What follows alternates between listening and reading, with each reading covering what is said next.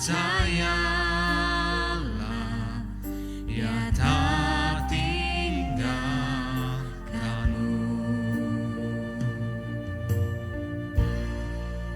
Mari kita berdoa.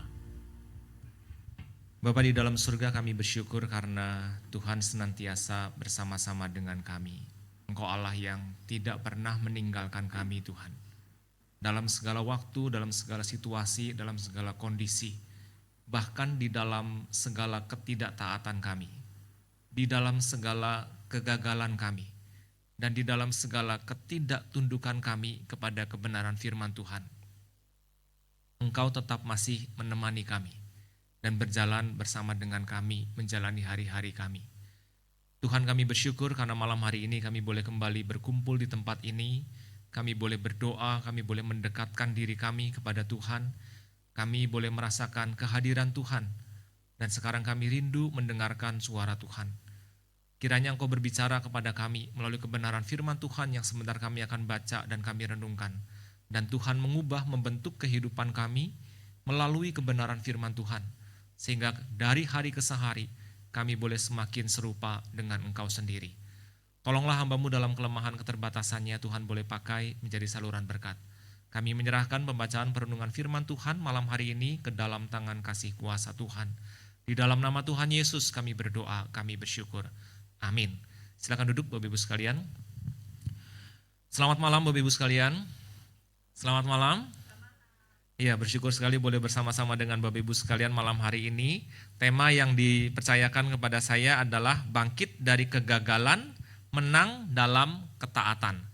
Mari kita buka satu bagian firman Tuhan dari Yosua pasal yang ke-8 ayat yang pertama sampai dengan ayat yang ke-29. Saya akan bacakan ayat yang pertama sampai dengan ayat yang ke-10 saja. Yosua pasal yang ke-8 ayat yang pertama sampai dengan ayat yang ke-10. Firman Tuhan berkata demikian. Kota Ai dimusnahkan. Kemudian Tuhan berfirman kepada Yosua, jangan takut dan jangan kecut hatimu. Bawalah seluruh tentara bersamamu dan majulah menyerang kota Ai. Ketahuilah, aku sudah menyerahkan ke dalam tanganmu raja dan rakyatnya, kota dan negerinya. Engkau harus lakukan terhadap Ai dan rajanya seperti yang kau lakukan terhadap Yeriko dan rajanya. Hanya barang dan ternaknya boleh kamu jarah. Tempatkanlah bagimu orang untuk mengadang kota itu dari belakang. Lalu Yosua dan seluruh tentara maju menyerang Ai. Yosua memilih 30.000 pejuang gagah perkasa dan menyuruh mereka berangkat pada waktu malam. Kepada mereka ia memberi perintah, perhatikan, kamu yang mengadang Ai dari belakang kota itu, janganlah terlalu jauh dari kota itu, siap siagalah kamu semua. Aku dan semua orang yang bersamaku akan mendekati kota itu. Ketika mereka keluar menyerbu kami seperti sebelumnya, kami akan melarikan diri dari hadapan mereka. Mereka akan keluar mengejar kami sampai kami memancing mereka menjauhi kota itu. Sebab mereka akan menyangka orang-orang itu melarikan diri dari hadapan kita seperti sebelumnya. Ketika kami melarikan diri dari hadapan mereka, kamu harus keluar dari persembunyian dan merebut kota itu. Tuhan Allahmu telah menyerahkan kota itu ke dalam tanganmu. Segera setelah kamu merebut kota itu, haruslah kamu membakarnya. Kamu harus melakukannya sesuai dengan firman Tuhan. Perhatikanlah perintahku kepadamu. Demikianlah Yosua menyuruh mereka bergerak. Lalu mereka pergi ke tempat persembunyian dan mengambil tempat di antara Betel dan Ai di sebelah barat kota itu. Sementara Yosua bermalam di antara prajuritnya pada malam itu. Keesokan harinya, pagi-pagi benar Yosua memeriksa barisan prajuritnya itu. Bersama tua-tua Israel ia berjalan di depan prajurit itu dan maju menuju Ai. Sampai demikian jauh kita membaca kebenaran firman Tuhan. Bapak Ibu sekalian, ketika membaca Yosua pasal 8, Yosua pasal 8 adalah bagian yang tidak bisa dipisahkan dari Yosua pasal 6 dan 7. Saya tahu bahwa Yosua pasal 6 dan 7 sudah dibahas di hari Rabu beberapa waktu yang lalu, tetapi nanti akan ada beberapa flashback atau kilas balik tentang Yosua pasal 6 dan Yosua pasal 7. Yosua pasal 8 ayat 1 dia berkata dengan sangat jelas demikian. Kemudian Tuhan berfirman kepada Yosua, jangan takut dan jangan kecut hatimu, bawalah seluruh tentaramu bersamamu dan majulah menyerang kota Ai. Ketahuilah aku sudah menyerahkan ke dalam tanganmu raja dan rakyatnya, kota dan negerinya. Ini satu kata yang perlu diperhatikan adalah kata kemudian, Bapak Ibu sekalian. Kata kemudian itu menjelaskan bahwa Yosua pasal 8 memang berkelanjutan, adalah kisah selanjutnya dari Yosua pasal 6 dan pasal yang ke-7. Seorang penafsir mengatakan bahwa Yosua pasal 8 adalah satu kesatuan dengan Yosua pasal 6 dan Yosua pasal 7. Yosua pasal 6 pasal 7 cerita tentang apa sih Bapak Ibu sekalian? Yosua pasal 6 pasal 7 bercerita tentang kegagalan Akan dalam mentaati perintah Allah di dalam proses mereka menyerang kota Yeriko. Ayat 3 sampai 4 Yosua pasal 6 berkata demikian. Ada dua perintah ketika Israel menyerang Yeriko, Bapak Ibu sekalian. Yang pertama, para prajurit harus mengelilingi kota itu, mengitarinya 1 kali. Dan kau harus berbuat demikian selama 6 hari. Jadi selama 6 hari berturut-turut mereka mengitari kota itu 1 kali.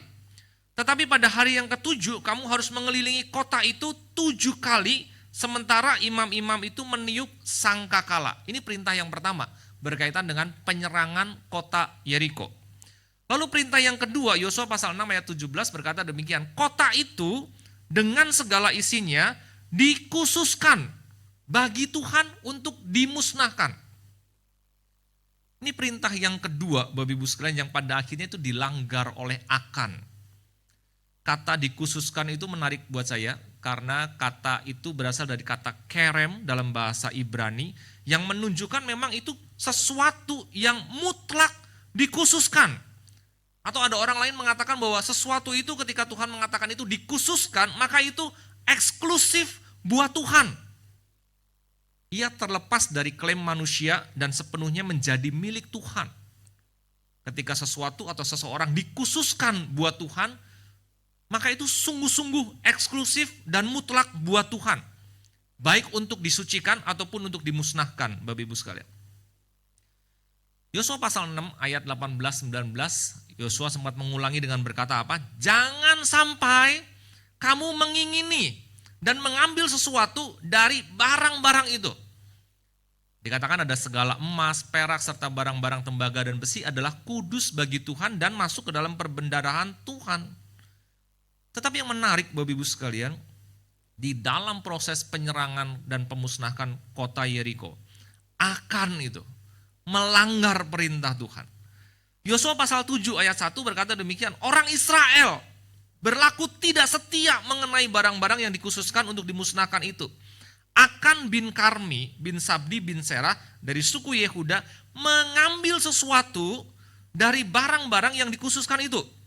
Makanya yang menjadi hasil akhir adalah murka Tuhan menyala-nyala terhadap orang Israel. Seorang penafsir mengatakan demikian, sekalipun cuma satu orang loh. Sekalipun cuma satu orang yang mengambil barang-barang itu, tetapi di mata Tuhan mereka itu adalah satu kesatuan. Jadi firman Tuhan di awal ketika Yosua pasal 7 ayat 1 mengatakan orang Israel berlaku tidak setia. Akan adalah anggota dari orang Israel bukan. Dan di mata Tuhan mereka satu kesatuan. Kesalahan satu orang, kesalahan satu bangsa. Sehingga murka Tuhan menyala atas mereka seluruh bangsa Israel pada waktu itu. Dan dampaknya Bapak Ibu sekalian, dampak dari kegagalan satu orang mentaati perintah Tuhan adalah dirasakan ketika mereka menyerang kota Ai. Yosua 7 ayat 2 setelah mereka membumi hanguskan Yeriko, Bapak Ibu sekalian, lalu Yosua pasal 7 ayat 2 mengatakan demikian. Yosua itu mengutus orang dari Yeriko ke kota Ai. Jaraknya nggak terlalu jauh sebenarnya Bapak Ibu sekalian. Jadi cuman sedikit saja begitu. Jadi ini mungkin beberapa hari perjalanan sudah sampai atau mungkin 1 hari atau 1,5 hari sudah sampai orangnya. Dan ketika Yosua 7 ayat 2 mengatakan Yosua mengutus orang ke Yeriko ke kota Ai yang terletak di dekat Bet Awen, pergilah mengintai negeri itu, lalu orang-orang itu pergi mengintai kota itu. Lalu mereka kembali dengan sebuah pesan. Yosua 7 ayat 3 berkata apa? Tidak perlu seluruh bangsa itu pergi. Cukuplah 2 atau 3 ribu orang pergi menggempur kota itu. Jangan melelahkan seluruh bangsa itu ke sana sebab orang-orang di sana hanya sedikit saja. Bapak Ibu seorang penafsir mengatakan demikian. Kota Ai itu memang jauh lebih kecil daripada Yeriko. Dan jauh lebih mudah. Yeriko itu kota yang berkubu, kota yang sulit untuk ditembus. Tetapi Ai tidak sesulit itu. Dan jumlah warganya pun tidak sebanyak Yeriko. Jadi sebenarnya Bapak Ibu secara logis, apa yang disampaikan oleh pembawa pesan itu, para pengintai itu betul Bapak Ibu sekalian. Gak perlu terlalu banyak. Karena kota itu lebih kecil. Karena kota itu lebih mudah dibandingkan Yeriko. Tetapi Bapak Ibu sekalian, bukankah kita tidak bisa menghindari dari masalah di awal ketika Yeriko di bumi hanguskan akan mengambil barang-barang itu dan mereka mulai penyerang kota Ai itu. Yosua 7 ayat 4 sampai 5 berkata demikian. Benar, yang berangkat cuma 3.000 orang Bapak Ibu sekalian. Tetapi mereka melarikan diri dari orang Ai dan orang Ai itu menewaskan kira-kira 36 orang dari orang Israel. Orang Israel itu dikejar dari depan gerbang kota sampai ke Sebarim, dipukul kalah, lalu kecut dan ciutlah hati bangsa itu. Karena saya usil, Bapak Ibu saya hitung tuh ya, 36 dari 3.000 itu berapa? 1,2%. Yang dikirim 3.000. Yang mati 36 Bapak Ibu sekalian. Itu cuma 1,2%, tetapi kematian 36 orang itu membuat kecut dan ciutlah hati bangsa itu. Mereka menjadi tawar hati. Mereka menjadi takut sekali. Mereka menjadi tidak bersemangat lagi. Terus ada perbedaan yang sangat mencolok antara Yeriko dan Ai, Bapak Ibu sekalian. Perbedaannya yang pertama, Bapak Ibu sekalian. Yeriko itu adalah kisah tentang bagaimana Israel itu bergantung sepenuhnya kepada Allah. Tetapi Ai itu menarik sekali karena pada waktu Yosua mengutus orang-orang, tidak ada satu kata pun yang menyebutkan bahwa Yosua bertanya kepada Tuhan atau firman Allah datang kepada dia. Dia setelah memusnahkan Yeriko, dia langsung mengutus orang. Yeriko itu bergantung penuh kepada Tuhan, tetapi Ai itu kebergantungan kepada diri sendiri.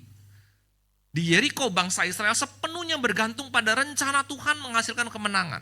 Tetapi di Ai, bangsa Israel itu meremehkan musuh mereka, mengandalkan strategi mereka sendiri, menyebabkan kekalahan yang memalukan. Cuma 36 yang meninggal, Bapak Ibu sekalian. Tapi bisa membuat kecut dan tawar hati seluruh bangsa itu. Bedaan yang kedua, Yeriko dan Ai, Bapak Ibu sekalian. Yeriko itu adalah soal ketaatan. Bukan hanya soal kebergantungan saja, tetapi soal ketaatan kepada Allah. Tetapi Ai itu soal ketidaktaatan di hadapan Allah.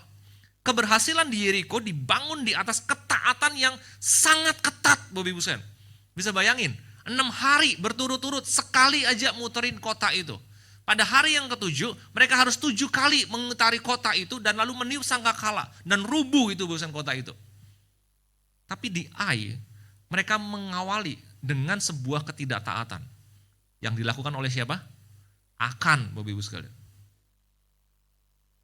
Bapak Ibu sekalian, kegagalan di Ai itu disebabkan oleh Akan yang mencuri atau mengambil barang-barang yang seharusnya dikhususkan, mutlak, eksklusif, itu miliknya Tuhan. Dan itu adalah suatu pelanggaran terhadap perintah Tuhan. Makanya pelajaran dari Yeriko dan Ai, seorang penafsir mengatakan bahwa Yeriko itu menunjukkan bahwa ketaatan kepada Tuhan itu mengatasi rintangan yang begitu luar biasa. Ketaatan kepada Tuhan itu mengatasi rintangan yang tampaknya tidak bisa diatasi oleh logika manusia. Tetapi kegagalan di Ai memberikan pelajaran bahwa kegagalan untuk taat kepada Allah dan mengatasi keinginan daging itu akan berujung kepada kekalahan terlepas dari berapa besar musuhnya. Secara logis harusnya Ai lebih mudah. Secara logis harusnya Ai lebih gampang untuk dimusnahkan dibandingkan Yeriko. Tetapi karena dimulai dari sebuah ketidaktaatan, Ai justru menjadi pelajaran berharga bagi bangsa Israel pada waktu itu. Makanya barusan malam hari ini kita mencoba melihat pelajaran berharga apa yang bisa kita dapatkan dari Yeriko ke Ai dengan tema bangkit dari kegagalan dan menang dalam ketaatan. Pelajaran yang pertama Bapak Ibu sekalian, saya merasa ini satu hal yang sangat prinsipil sekali. Kita bukan hanya mendengar firman, tetapi melakukan firman. Yosua pasal 8 ayat yang pertama Bapak Ibu sekalian itu sekali lagi dikatakan demikian. Yosua pasal 8 ayat yang pertama, kemudian Tuhan berfirman.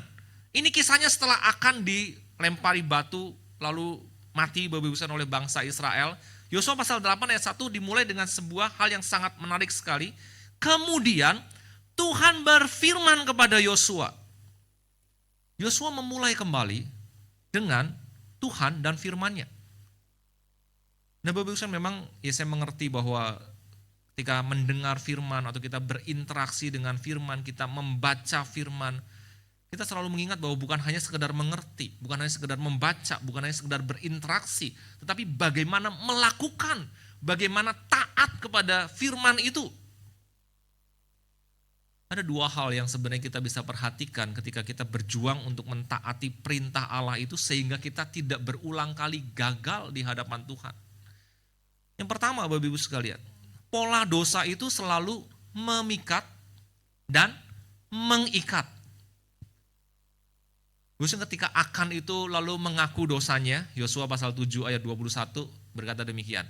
Aku melihat jubah yang indah, buatan Sinear di antara jarahan itu, dan 200 sikal perak, serta sebatang emas seberat 50 sikal. Aku mengingininya, lalu mengambilnya.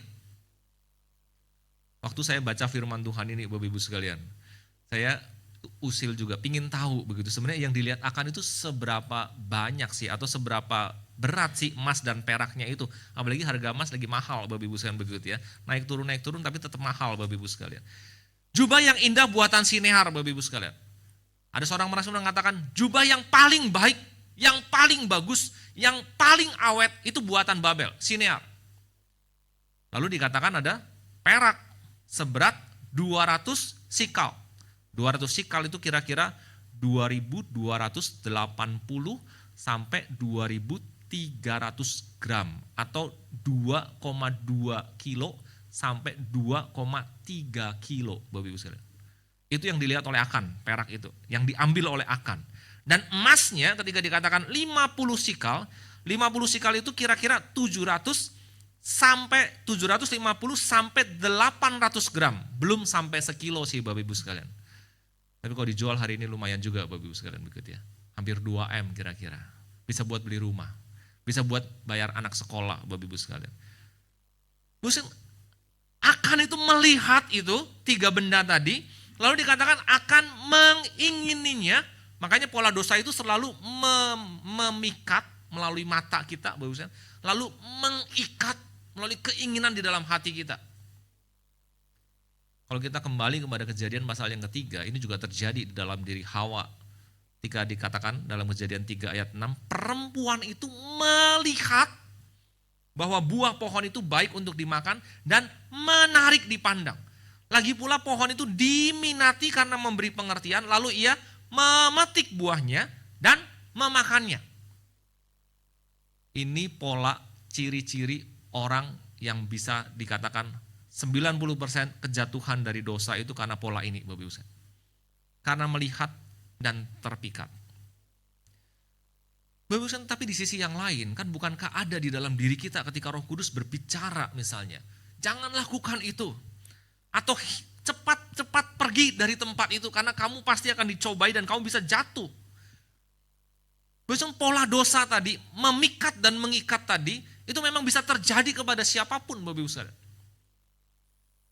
Satu kali saya scrolling media sosial Bapak Ibu sekalian, karena saya suka perhatiin anak-anak youth saya itu mereka lagi ngapain Bapak Ibu sekalian. Melalui Instagramnya, melalui TikToknya mereka tuh lagi bikin konten apa begitu ya. Scroll begitu. Lalu kadang-kadang muncul gambar-gambar yang aneh-aneh, yang seksi-seksi Bapak Ibu sekalian. Pernah mengalami hal seperti itu? Padahal kita nggak nyari tuh. Kita scroll aja tiba-tiba muncul, entah dalam bentuk lagu, entah dalam bentuk konten, entah dalam bentuk apapun itu. Yang menarik adalah ketika kita melihat hal itu misalnya, saya pernah satu kali bertanya kepada seorang anak, coba dong lihat Instagram lu, gimana isinya, Saya lihat bagusan. Lalu saya ketik pencarian begitu ya. Kalau diketik pencarian itu biasanya akan ketahuan semua hal yang dia cari lewat Instagramnya itu. Dia bilang, komen nih, jangan diketik katanya, jangan diklik itu pencariannya begitu ya. Kenapa? Jangan, itu rahasia terbongkar semua katanya begitu ya. Oh ya sudahlah, aku mengerti apa yang kamu maksudkan, kira-kira begitu bagusan. Maksudnya pola dosa itu selalu memikat dan mengikat. Kalau kita tahu pola dosa ini, kita bisa menyadari dari awal sejak dini. Kita bisa menghindari semuanya itu. Dan kita tidak berulang kali jatuh, tidak berulang kali gagal di dosa yang sama. Dan kita tidak taat, dan kita tidak tunduk, dan kita gagal lagi melakukan firman Tuhan. Hal yang kedua Bapak Ibu sekalian, bukan hanya itu pergumulan antara keinginan daging dan keinginan roh di dalam diri kita Bapak Ibu sekalian. Tapi yang menarik adalah ada pergumulan ternyata antara, kalau dalam konteks modern hari ini Bapak Ibu sekalian, membaca Alkitab, berinteraksi dengan firman itu, dan percaya akan apa yang dikatakan oleh Alkitab. Atau apa yang dikatakan oleh firman Tuhan itu. Di dalam Yosua pasal yang ke-8 ada kisah tentang Yosua itu harus mengangkat lembingnya Bapak Ibu sekalian. Yosua 8 ayat 18 berkata demikian. Lalu berfirmanlah Tuhan kepada Yosua, acungkanlah lembing yang ada di tanganmu ke arah Ai, sebab aku menyerahkan kota itu ke dalam tanganmu. Kemudian Yosua mengacungkan lembing itu di tangannya ke arah kota itu. Kalau kita sebagai Yosua Bapak Ibu sekalian mendengar perintah itu, acungkanlah lembingmu ke arah kota itu, kita mungkin bisa berpikir, Tuhan apakah benar dengan hanya mengacungkan lembing saya dan tidak ikut berperang, itu bisa kemenangan bisa diraih dan kita bisa berhasil menyerang kota itu. Ternyata kadang-kadang Bapak Ibu sekalian ada ketegangan atau ada pergumulan antara membaca, mengerti, memahami, itu selalu bisa bergumul dengan yang namanya percaya dengan apa yang dibaca, yang dimengerti dan dipahami itu. Itu yang kadang-kadang membuat seseorang ternyata tidak melakukan firman Tuhan. Karena mereka tidak percaya bahwa itu firman Tuhan. Yang kedua, mereka tidak percaya bahwa firman Tuhan itu baik untuk mereka. Saya baca satu survei Bapak Ibu sekalian dari Barna tahun 2025 yang lalu, bahwa ada survei yang mengatakan bahwa pembacaan Alkitab itu mulai naik Bapak Ibu sekalian. Dari tahun 2000 sampai 2025, kira-kira begitu Bapak Ibu sekalian. Kalau bacanya, pembacaan firman Tuhan itu orang-orang lebih sering baca firman Tuhan. Orang-orang sekarang lebih rajin baca firman Tuhan Bapak Ibu sekalian. Tetapi ada data yang lain yang lalu disertakan dalam penelitian itu bahwa kurang dari separuh orang-orang Kristen itu mengakui, mempercayai pengajaran firman Tuhan. Ini menarik banget buat saya. Di satu sisi ada data yang pembacaan firman Tuhan itu naik, orang-orang lebih rajin baca firman, tapi di sisi yang lain itu juga naik tingkat kepercayaannya kepada firman Tuhan itu. Sehingga seorang bernama Kinamen dia berkata demikian, orang-orang itu sekarang lebih sering baca Alkitab, tapi mereka juga bergumul dengan apa yang mereka percaya tentang itu. Ada gap antara membaca dan percaya. Yang ini perlu diperhatikan dengan sungguh Bapak Ibu sekalian. Karena ternyata membaca itu tidak langsung percaya. Memahami itu tidak langsung percaya. Padahal percayalah yang membuat orang itu melakukan firman Tuhan itu dan taat kepada kebenaran firman Tuhan itu. Makanya Bapak Ibu sekalian yang ingin menjadi perenungan malam hari ini adalah selain kita bergumul dengan keinginan daging dan selain kita mengerti pola dari dosa memikat dan mengikat kita. Ini mungkin bisa dipertanyakan kepada diri kita sendiri menjadi perenungan. Apakah kita bisa percaya firman Tuhan itu adalah baik sehingga kita berjuang untuk mentaatinya. Ketika firman Tuhan berkata jangan berbohong. Ketika firman Tuhan berkata jangan berzina, jangan mencuri. Apakah kita percaya sepenuhnya bahwa itu akan membawa kebaikan bagi kita? Atau kita merasa bahwa firman Tuhan ini ketinggalan zaman. Yang lain melakukan kok saya nggak boleh. Yang lain dengan bebas mereka melakukan segala macam hal kok saya dilarang. Yang baik yang mana? Bapak Ibu sekalian yang kedua. Ketika kita melihat Yosua pasal yang ke-8, 6 dan juga 7 Bapak Ibu sekalian. Bagaimana kita bisa bangkit dari kegagalan dan menang dalam ketaatan. Bapak Ibu sekalian yang kedua adalah mengingat bahwa konsekuensi pelanggaran terhadap firman Tuhan itu juga berdampak kepada orang-orang di sekitar kita. Saya beberapa waktu ini merenungkan Bapak Ibu sekalian, apakah Akan itu pernah berpikir bahwa kegagalannya dalam mentaati perintah Tuhan ketika dia mengambil jubah itu, ketika dia mengambil perak itu, ketika dia mengambil emas itu, apakah dia pernah berpikir bahwa kegagalannya dalam mentaati perintah Tuhan itu berdampak terhadap keluarga dan bangsanya? Kayaknya sih enggak sih Bapak Ibu sekalian. Kalau menurut saya merenungkan begitu. Apakah akan pernah berpikir? Kayaknya enggak pernah berpikir. Tetapi dari Akan kita bisa belajar dan mengerti dan memahami bahwa kegagalan kita untuk mentaati perintah Tuhan itu berdampak bukan hanya kepada kita, tapi kepada orang-orang di sekitar kita. Yosua 7 ayat 24 berkata demikian. Kemudian Yosua bersama semua orang Israel mengambil Akan bin Serah, perak, jubah dan sebatang emas itu, anak-anaknya laki-laki dan perempuan, lembu, keledai, kambing, domba, kemah, dan segala miliknya. Ia membawa semuanya itu ke lembah Akor. Ayat yang ke-25, berkatalah Yosua, engkaulah yang sudah mencelakakan kami, karena itu Tuhan mencelakakan engkau hari ini. Lalu seluruh Israel melontari dia dengan batu, semuanya dibakar dengan api, dilempari dengan batu. Bagus, saya pikir konsekuensi yang tidak pernah terpikir oleh Akan, bahwa konsekuensinya sebesar itu.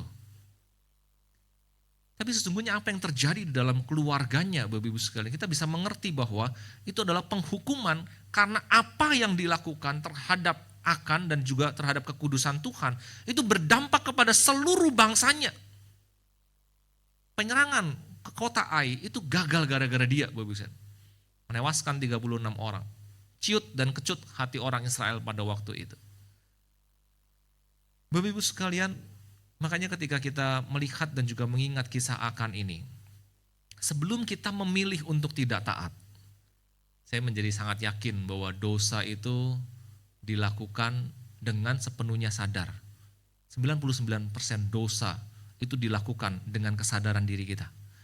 Saya tahu itu salah, tapi saya tetap memilih melakukan itu. Saya sadar itu tidak disukai oleh Tuhan dan Tuhan akan sedih ketika saya melakukan itu, tetapi saya tetap memilih melakukannya.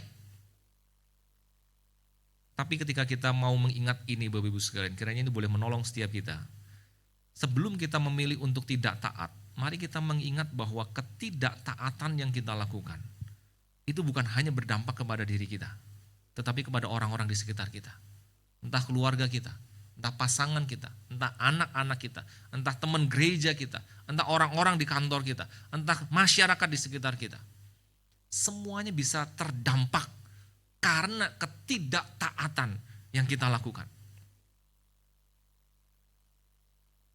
Ingatan akan konsekuensi yang berat itu membuat kita mungkin akan berpikir 2 kali ketika kita mau melakukan ketidaktaatan atau mau melakukan dosa di hadapan Tuhan.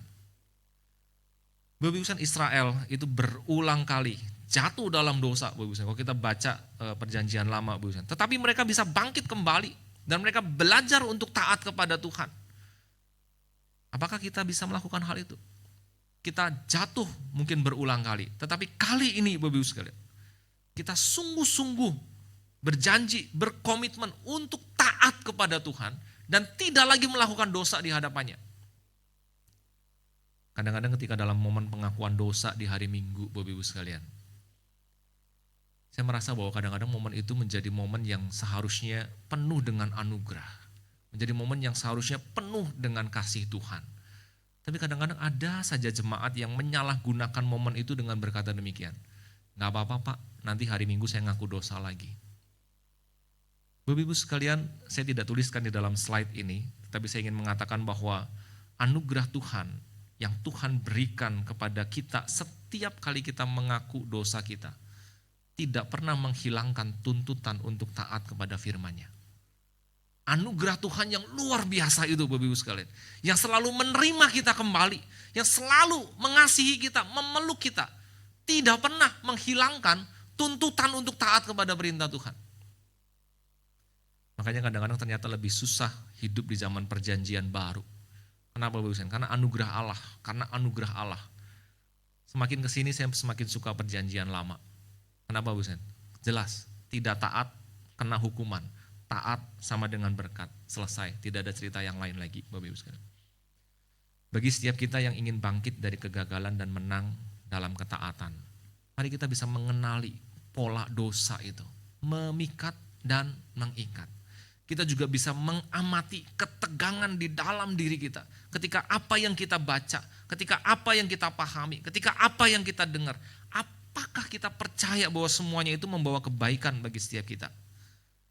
Dan yang kedua Bapak Ibu sekalian, ingatlah bahwa setiap ketidaktaatan itu selalu punya konsekuensi. Dan bukan hanya kita yang menanggung konsekuensi itu, tetapi mungkin orang-orang di sekitar kita akan ikut menanggung konsekuensi dari ketidaktaatan yang kita lakukan di hadapan Tuhan. Mari kita berdoa memohon pertolongan Tuhan.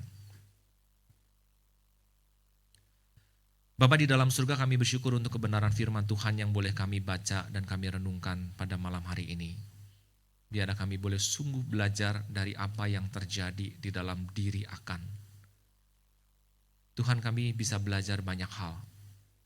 Kami bisa melihat ke dalam diri dan juga hati kami masing-masing. Dan kami mengenali diri kami sebagaimana Engkau mengenali kami Tuhan. Kami mohon Tuhan menolong setiap kami di dalam pergumulan-pergumulan kami, di dalam setiap pencobaan yang kami alami. Kami tidak kalah dengan godaan dosa, tapi kami boleh belajar taat mengikuti perintah Tuhan dan hidup seturut dengan kebenaran firman-Mu. Tolonglah kami yang lemah dan terbatas ini Tuhan. Kami menyerahkan diri kami masing-masing ke dalam tangan kasih kuasa Tuhan. Hanya di dalam nama Tuhan Yesus kami berdoa. Kami memohon. Amin.